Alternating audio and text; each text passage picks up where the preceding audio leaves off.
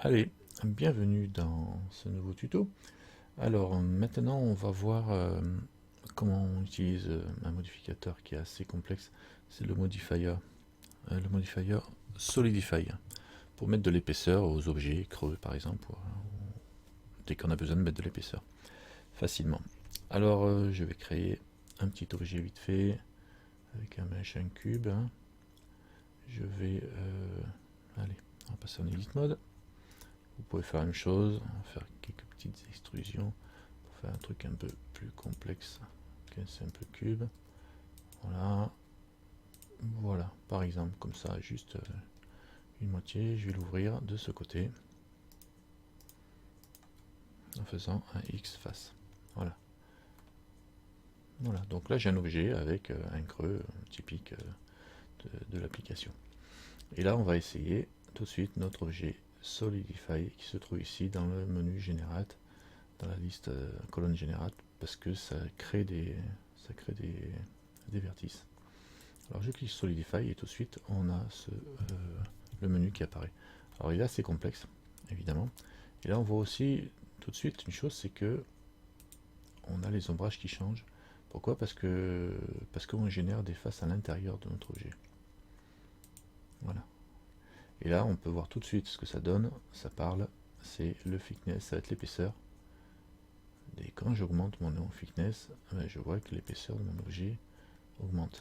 Alors pour bien voir les bordures en mode edit, je vais cocher ici le visu en mode edit. Voilà, d'accord. Ça on voit bien les faces qui sont générées en mode edit. Alors on se dit, ouais, c'est pas mal du tout, ça permet de travailler. Alors ça travaille bien effectivement, mais on a des différences d'épaisseur par exemple qui sont jouées ici, par rapport à ici, par rapport à ici.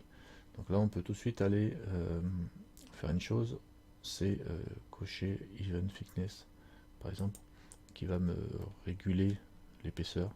Alors c'est très pratique par exemple quand on fait des maisons, comme ça on se retrouve avec les murs qui ont tous la même épaisseur, et ça a le don de mettre les angles à 90 degrés. Si je suis en Even Fitness, regardez une maison avec un angle comme ça, ou comme ça là-haut, ça le fait pas quoi. C'est pas des murs droits, donc en mettant Even Fitness, il fait une moyenne, et il me fait des angles bien comme il faut. On peut passer aussi en high quality normale. Alors pour voir ça, on va se mettre sur, on va visualiser le normal. Ici, voilà, je mets une longueur de 110, c'est très bien, peut-être même un peu trop. Voilà, comme ça a l'air bien. Et je vais passer en visu en Z pour voir au travers. Alors là, si je regarde, voilà, j'ai un exemple ici qui parle un peu. Voilà, on voit les normales par exemple ici, celles-ci, elles sont pas très bien alignées. Et du coup, on peut avoir des différences d'angle au niveau des faces. Si je regarde, les faces, elles sont pas super bien, l'épaisseur des faces n'est pas terrible. Si je coche sur High Quality normal, il va les redresser et il me fait des épaisseurs beaucoup plus régulières. Là, on le voit bien ici, d'accord. Donc là, si je repasse en Z pour qu'on voit les normales bouger, voilà, il aligne les normales. En fait, compte du coup, ça vous fait des murs bien avec des épaisseurs qui restent plus lissées, plus droites, on va dire, en alignant les normales, générées les unes par rapport aux autres. Donc là, du coup, on obtient un objet qui est bien plus carré et qui a une présentation qui correspond à ce que je cherche. D'accord. Alors on a vu l'épaisseur, on a vu l'offset. Alors on n'a pas vu l'offset. L'offset, ça va être le décalage qu'on va obtenir par rapport au point 0. Alors comment je peux vous montrer ça? Je pourrais vous montrer ça facilement sur un plan. Bon, c'est pas grave, on va le voir quand même ici. Je vais me mettre en vue. On va le voir là. En fait, compte ça peut générer voilà. Si je me mets bien là, là je suis à +1, c'est-à-dire que l'offset est décalé, alors je vois pas. Alors je vais le faire sur un plan, ça va être plus visible. Tac, je vais me remettre à 0. Au niveau de l'offset, je vais venir ici en mode objet, et je vais faire un Shift A, je vais faire un plan, mesh plan. Voilà. Et à lui, je vais lui coller un Solidify. Donc pour le coup, je mets en vue de côté. Et là, je vais y mettre de l'épaisseur. Et là, on voit, voilà, on voit l'origine de mon objet, qui est là. Vous voyez, le petit point jaune. Et j'ai 0 d'offset. Non, j'ai un offset négatif, à -1. Voilà. Si je mets 0 d'offset, au milieu, donc 0, j'ai mon origine qui se retrouve au milieu de l'épaisseur. Et si je mets 1, j'ai l'origine qui se retrouve à l'intérieur. Enfin, c'est -1, c'est vers l'intérieur, 1 c'est vers l'extérieur. D'accord? Voilà, c'est ça l'offset de par rapport à l'origine. Vous avez la face qui va être comme ça faisait une extrusion, quoi, en fin de compte, le Solidify. Donc vous allez soit avoir l'extrusion vers l'intérieur, soit ça reste au milieu, soit ça recentre le système, soit ça extrude vers l'extérieur par rapport à l'objet vide, en fin de compte. Hein. Donc pour lui, si on voulait faire pareil pour le visualiser, je vais mettre en CTRL 3 en vue. Alors là, je vois pas les épaisseurs. Pour le coup, je vais utiliser l'ambiance occlusion. Comme ça, je verrai un peu mieux les épaisseurs. Voilà. Et je vais cacher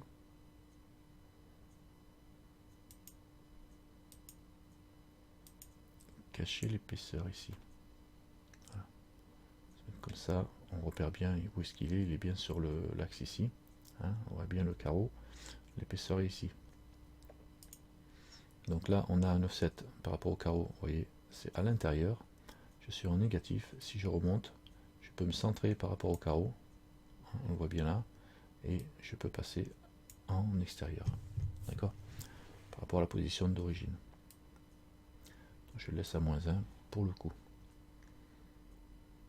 Et je peux enlever mon ambiance occlusion pour revenir à mon petit mouton. Edit. Voilà. On était bien aussi en mode edit pour visualiser l'offset. Bon, autant pour moi. C'était plus simple de vous expliquer ça avec le plan. Bien, donc en dehors de l'épaisseur, alors il y a une chose aussi, c'est que là, j'augmente l'épaisseur. Voilà. Au bout d'un moment, on va avoir les faces à l'intérieur qui vont se croiser. Genre ici, vous voyez, à l'intérieur, là. Alors j'ai augmenté mon épaisseur. Bon, là, pour le coup, ça se croise et ça se referme directement.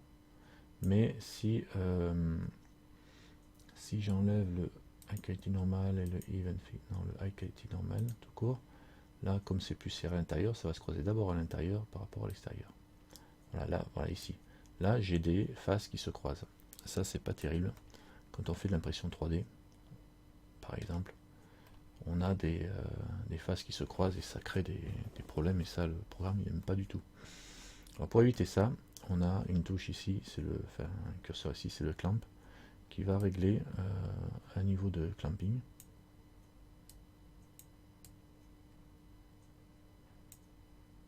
Alors, je suis là, par rapport au 0. Bon, sauf que là, boum, je vais au plus bas. Alors, le clamp, normalement, il est censé vous empêcher de croiser. Voilà. Là, on voit, par exemple, voilà ici. Alors, ça n'a pas empêché sur le... Quand j'avais pas le high quality normal enclenché. Hein, donc, pour utiliser les clamps, apparemment, ça tourne avec le high quality normal. Et là, si je le mets en route, et je repasse en vue normale, voilà, là j'ai poussé à fond le finesse et ça sature, ça bloque, ça va pas plus loin. Il m'empêche d'aller plus loin, même si ça a croisé un petit peu là, parce que je suis qu'à 0,9. Là, si je me mets à 2 au maximum, il empêchera tout croisement de se faire. Et là, j'ai plus qu'à descendre mon niveau jusqu'au moment où je vois que ça commence à bouger. Voilà, à partir du moment où je vois que ça bougeait, je peux redescendre mon clamp. Un peu si je veux, pour resserrer. Et puis là, pareil, si je monte, je vais croiser, et dès que je croise, voilà. Si je me mets à 2, je décroise. Le clamp empêche les objets de se croiser. Là au-dessus, je peux monter, ça ne croisera pas. Donc ça fait une sécurité. On monte et boum, même si vous mettez à fond, vous n'irez pas plus loin. Voilà, ça sert à ça le clamp. Donc il faut avoir le high quality normal enclenché. Le groupe. Ici, alors avec les groupes, on peut s'amuser.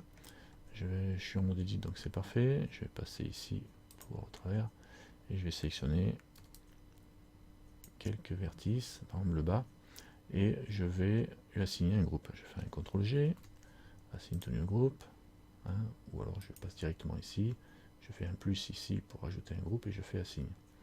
Donc là, si je veux renommer, je clique 2 fois dessus, je l'appelle groupe 1.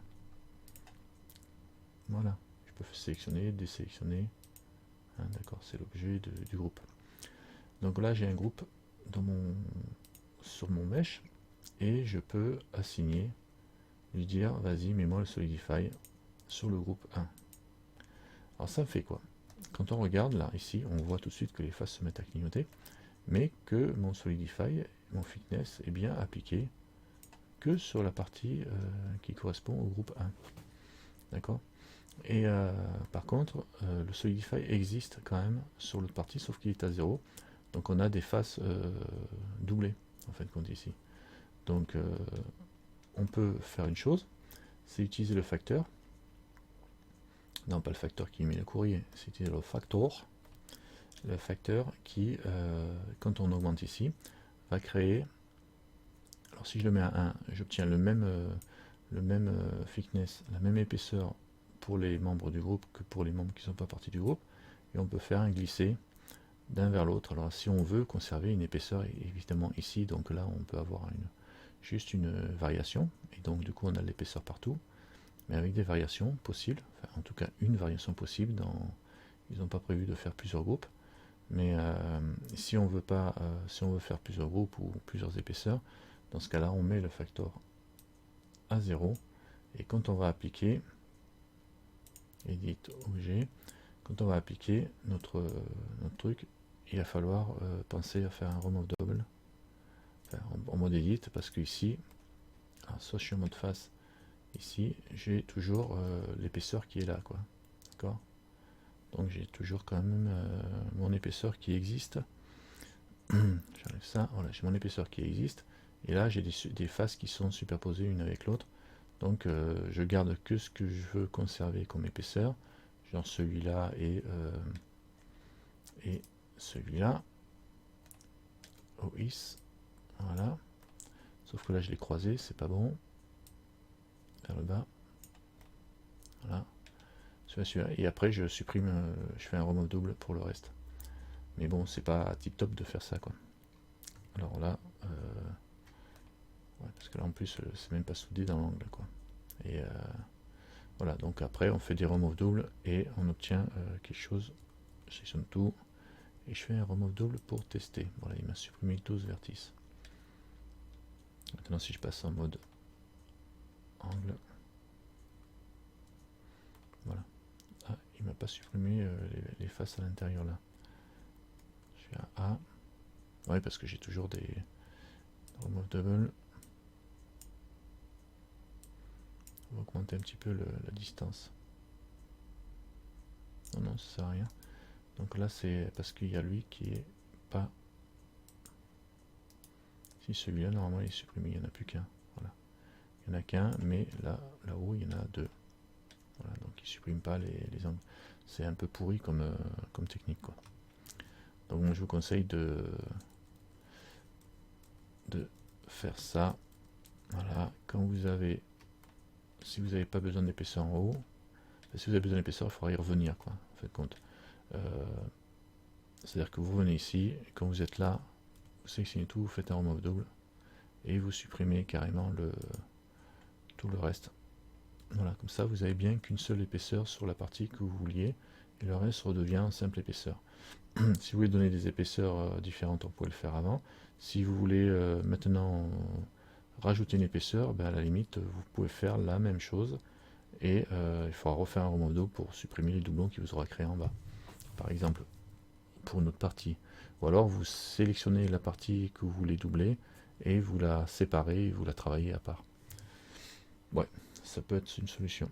CTRL Z, je reviens un peu en arrière pour essayer de retrouver le morceau qui me plaisait. Donc voilà, donc je remets un Solidify avec un thickness posé et even thickness et le reste. Le flip normal inverse les normales à l'intérieur qui sont générées. Hein. C'est-à-dire que là, je vois les normales des deux côtés. Hein. Celles de l'intérieur, elles vont vers l'intérieur et extérieur vers l'extérieur. Si je fais un flip, elles sont inversées. Intérieur et extérieur, ça m'a tout carrément tout inversé, quoi. Donc je ne vais pas le faire parce que ça ne m'intéresse pas. L'offset on a vu, le clamp on a vu, c'est pour éviter de croiser. Le groupe on a vu avec le factor et le crease, il ne me reste plus qu'à voir ça, et les matériaux. Alors le crease, ben, c'est du min crease, hein, donc il faut aller enclencher un modifier subdivision surface, hein, pour qu'on retrouve, c'est très intéressant. Voilà, j'ai un modifier que je vais en mettre deux. Alors il se met après le solidify. Modifier, min crease, je vais aller le mettre en smooth pour que ça fasse plus joli. Voilà, et je mets 3, 4, comme ça j'aurai un bel effet. Et je reviens ici en mode edit. Voilà. Alors mon modifier solidify, il m'arrondit bien l'intérieur et tout, c'est super. Mais là on va jouer sur avec le min crease. Je vais enlever la visu des normales. Et alors sur le inner, alors vous avez le inner, c'est l'intérieur, quoi, la partie intérieure, outer la partie extérieure de la vue, et le rim c'est l'épaisseur, la tranche, quoi. Donc j'ai déjà bougé la partie intérieure, je vais l'augmenter, et vous voyez on augmente le crease, donc on augmente la dureté, comme avec le modifier subdivision surface, on peut augmenter et venir coller sur la face, en fait, compte de devant. Pour la partie intérieure, on peut faire la même chose avec la partie extérieure, d'accord, ça vient coller sur la face, ça vient coller carrément sur l'épaisseur, sur la face de l'épaisseur, ok, et après pour aller coller sur les bordures dans l'autre sens, ben, c'est le rim qui va vous permettre de vous rapprocher des bordures. Si je pousse tout à 1, ben, j'ai une bordure, une tranche qui est bien plate et carrée, qui suit carrément le maillage d'origine, comme quand on travaille avec un subdivision surface et du crease sur les faces. Hein, rappelez-vous, on a déjà vu ça, le min crease sur des faces par exemple pour faire bouger plus ou moins le subdivision surface. Pour vous rapprocher de la face. D'accord ? Ok, donc là c'est pas mal. Par contre, n'oubliez pas qu'il faut subsurf. Évidemment, comme toujours dans ce genre d'opération, si vous voulez avoir des bordures nettes et sans effet d'ombrage, rajoutez en plus un edge split qui marche avec subdivision surface, qui vous permet de durcir, de rendre sharp, enfin de durcir les ombrages sur les angles qui dépassent l'angle ici, ou alors vous marquez en sharp. Donc 30 degrés c'est très bien parce que là on a du 90. Donc voilà, ça permet de durcir vraiment l'angle. Très bien pour ça. Alors là on a vu cette histoire. Et on va finir avec la dernière petite partie. Ah ben ici on a oublié, j'ai oublié ça, tiens. Alors fill rim, on rim. Alors le rim, vous avez compris que c'est la bande de remplissage qui joint l'intérieur à l'extérieur. Alors fill rim, il est coché parce que il est rempli. Si je le décoche, eh bien on n'a que la partie intérieure sans avoir le remplissage. D'accord ? Ça peut servir, je ne sais pas trop pourquoi pour l'instant, mais ça peut servir, une fois que vous aurez appliqué le truc. Et alors, fill rim, je le mets. Et je peux aussi cocher en rim, ça veut dire que j'ai que la bordure sans avoir l'intérieur. On voit pas trop là, si on voit là, on voit un peu mieux là. Hein. Vous avez que la tranche qui est tracée et pas l'intérieur. D'accord, en cochant en rim. C'est-à-dire que la tranche par défaut. Je peux mieux la voir si je vous coche encore une fois ça. Ça permet de visualiser. Voilà, en rim, voilà. On garde que on perd la tranche intérieure. Voilà. Vous devez pouvoir le voir. Maintenant, il ne me reste plus que les matériaux offset. Ah oui, alors les matériaux offset, on va y venir. Ben, je vais créer des matériaux, hein, puisque c'est des histoires de matériaux offset. Pour créer les matériaux, je viens dans l'onglet matériaux, et je vais créer par exemple 3 matériaux. 1, 2, 3 matériaux. Je reviens sur le premier, je vais faire un nouveau matériau. Je vais l'appeler M1, M0 par exemple. Celui-là, le deuxième new matériau, M1. Et celui-là, new matériau, M2. Voilà. Alors, je fais 3 matériaux par exemple. Le 0, je le mets ici en rouge. Le 1, je le mets. Alors pourquoi tout ça passe en rouge? Parce que par défaut, le premier matériau est attribué à l'ensemble du mesh. du maillage. Et le 3 et le 2 quoi, en bleu. Bon, pour l'instant, on a bien le M1 en rouge, M2, voilà. Et maintenant, on a quoi? Alors oui, on a quoi? Alors on a ici le matériel index et le RIM. Alors c'est bien un index, hein, un index offset, c'est-à-dire ça va être un décalage. C'est un décalage par rapport au numéro du matériel qu'il a d'origine. Donc par exemple si c'est le premier matériau, hein, l'index, on met un offset de 1, ça va passer sur le deuxième, et après sur le troisième, et après ça restera sur le dernier. Donc si là, comme on a tous le M0 qui est assigné à tout l'objet, on va vérifier tout de suite ce que ça donne, si ça passe en bleu et après en vert. Donc là, je me mets à 1 ici, ça passe pas en bleu parce que on a toujours le only rim ici, donc on voit pas l'intérieur. Je décoche only rim, ok, et là on a bien le matériel bleu qui va être assigné sur l'intérieur. Et si j'avance encore un cran, en offset, on passe au vert, ok. Donc là c'est bon. Et si je continue, voilà, ça passe, ça reste sur le vert. Et pareil, si je descends en négatif, je reste sur le rose, sur le matériel 0. Donc c'est bien un offset, c'est un décalage par rapport à la position qu'on avait.